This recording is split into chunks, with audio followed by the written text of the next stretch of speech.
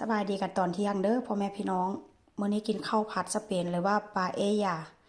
มื้อนี้กะใส่หน่อไม้ฝรั่งดำๆนี่ก็เป็นเห็ดเด้อพี่น้องแล้วก็มีเนื้องัวมีเนื้อเนาะ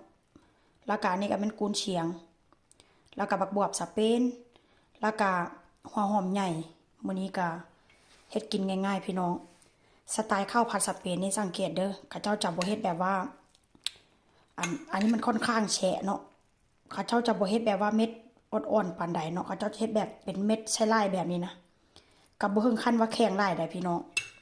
ก็ถือว่าโอเคเนาะเห็นบ่หน้าตาก็จะเป็นประมาณนี้มื้อนี้ก็สิใส่ผักอาวไลแล้วก็สิใส่ไข่นี่ก็เป็นไข่แบบต้มแบบมะตูมนะพี่น้องเขาจะฮ้องหยังก่อนไข่มะตูมใช่ป่ะมื้อนี้ค่อยก็จะเอาไข่วางใส่หน้าแบบนี้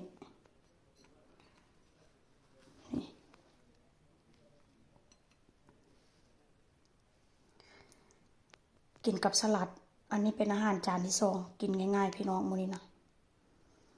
เน้นแบบว่าเน้นผักค่อนข้างมีผักเอาหลายเนาะค่อยใส่หน่อไม้ฝรั่งใส่แครอทแครอทว่าซั่นแครอทบ่มีพี่น้องมื้อนี้ลืมไปหัวหอมใหญ่แซ่บ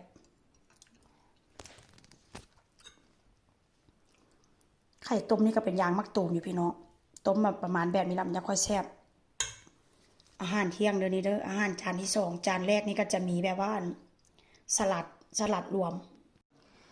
อันนี้ก็จะเป็นหน้าตาสลัดเด้อพี่น้องใส่พาสต้าใส่หัวหอมใหญ่ไข่ต้มแล้วก็มักแตงกัว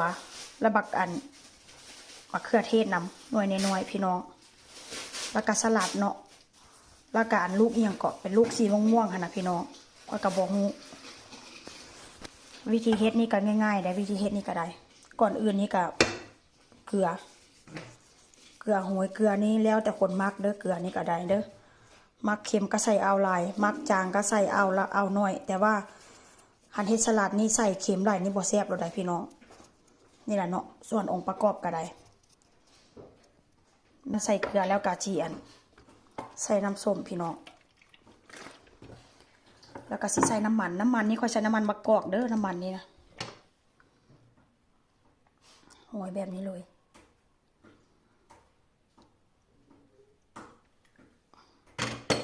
นี่ก็เป็นถือว่าอันสิ้นสุดแล้วได้แล้วก็ข้าวผัดนี่อาจจะบ่งามปานใดเนาะแต่ว่ากระแซ่บเด้อพี่น้องเอามาดาสมุนท่ากินแล้วแม่ง